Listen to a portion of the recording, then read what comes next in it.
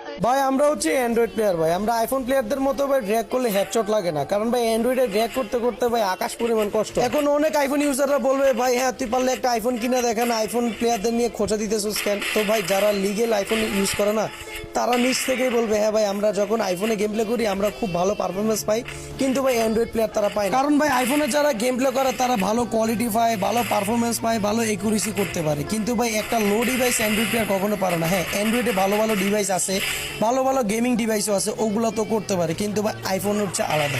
IPhone আপনি যখন খেলবেন না কখনো আপনার রিকোয়েল প্রবলেমটা ফিল করবেন না, করবেন মাঝে সময়, কিন্তু ভাই অ্যান্ড্রয়েডে মাঝে সময় আপনার এমন ল্যাগ দিবে আপনি মানে না চাইতেও আপনি মোবাইলটারে একবারে ফেলে দিবেন, না হলে একটা আসার দিবেন।